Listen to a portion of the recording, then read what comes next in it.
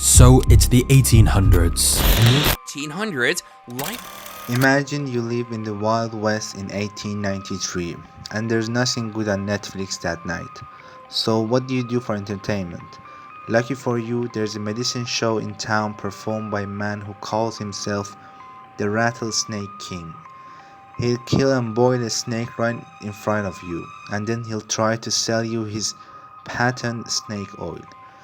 Did you know it cures everything from rheumatism to partial paralysis? Only 50 cents a bottle. This so-called rattlesnake king was named Clarke Stanley. He used to be a cowboy, but now he's patented the snake oil liniment that is going to make him rich. Good for man and beast, the bottle read. The most remarkable curative discovery ever made in any age or country. A liniment that penetrates muscle, membrane and tissue to the very bone itself, and banishing pain with a power that has astonished and convinced two generations of intelligent people. Shockingly, most of these claims are true. Real snake oil actually does help with aches, pains, arthritis, and bursitis. It's basically the 19th century equivalent of Icy Hot, a topical salve that relieves muscle and joint pain. The problem? Stanley's snake oil was not the real thing. Although it is interesting that instead of claiming it was a cure-all, he stuck to claiming it could cure only what real snake oil could do. In order to make a real snake oil, you need to boil not a rattlesnake but a Chinese water snake. When Chinese immigrants came to America to work on the transcontinental railroad, they brought their traditional Chinese medicine practices with them. The high concentration of omega-3 fatty acid in Chinese water snakes made them a truly therapeutic method for treating the aches and pains railroad workers experience from their back-breaking labor. Enter a little American cowboy who was himself tired of manual labor and looking to make a quick buck.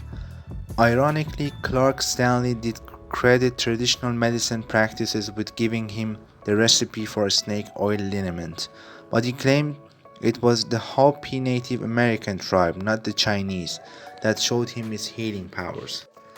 That's not where Clarke Stanley's bogus claim ended. However, Chinese water snakes being non-existent in America, Clarke Stanley turned to rattlesnakes for the main active ingredient in his snake oil. But the omega-3 fatty acid content of rattlesnake was not as high as that of Chinese water snakes, so the therapeutic effects were similarly diluted. To add to the irony even further, Stanley wrote a book about his experiences as a cowboy turned snake oil salesman titled The Life and Adventures of the American Cowboy, Life in the Far West. In the book, Stanley cautions people against selling fake versions of his fake snake oil. Oh, and Clarke Stanley's snake oil didn't even contain snake. When federal regulators seized his product in 1917, they found it was a concoction of mineral oil, red pepper, turpentine and cow fat. But by that point he had already been selling the products for 24 years. Clarke Stanley's trial for misbranding his product and falsely and fraudulently representing it as a remedy for all pain was a turn-of-the-century media circus. But in the end he was only charged $20, about $429 in today's dollars, for all the damage he had done. Medicine shows, however, didn't truly die out in the United States until 1950s. Maybe it had to do with the fact that there was finally something good on TV. Clarke Stanley, the first snake oil salesman. The term snake oil is frequently used to describe any substance that has no real value but sold as a remedy for a particular set of problems. By extension, a snake oil salesman is someone who knowingly sells fraudulent goods or who is himself or herself a fraud, quack, charlatan, and the like. But where did the term come from? Snake oil was a real product, a traditional Chinese medicine that was brought to the United States in the 1800s by thousands of Chinese immigrants who came to the country in order to find work building the transcontinental railroad. They brought with them their families, their culture, and their medicines. One of these was snake oil, extracted from Chinese water snake and used to treat arthritis and joint pain. Modern day research suggests that Chinese water snake oil may indeed have health benefits because of its high content of omega-3 fatty acids, which had been shown to reduce inflammation and are alleged to offer many other health benefits such as lowering systolic blood pressure, improving cognitive function, reducing the risk of dementia, and relieving depression. A few years ago, researchers in Japan found that mice fed with Chinese sea snake oil showed significantly improved the ability to learn mazes and swim compared to mice fed lard. The Chinese workers wouldn't have known this, but they did perceive an improvement in their condition when they rubbed snake oil over their joints after a hard day's work. They might have shared the oil with some fellow Americans who marveled at the effects, helping build the miracle cure aura of this product and spreading the news far and wide. As word of the healing powers of Chinese snake oil grew, many Americans wondered how they could make their own snake oil here in the United States. Because there were no Chinese water snakes in the American West, many healers began using rattlesnakes to make their own version of snake oil. Clarke Stanley. It was Clarke Stanley, the self-styled rattlesnake king, who successfully capitalized upon this. Stanley traveled across the United States dressed as a cowboy and put up shows.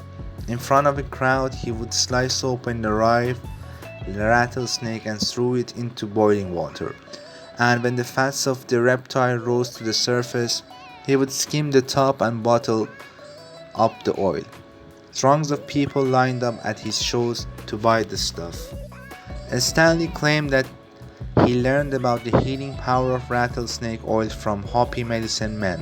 In 1893, he and his rattlesnakes gained attention at the World's Columbian Exposition in Chicago.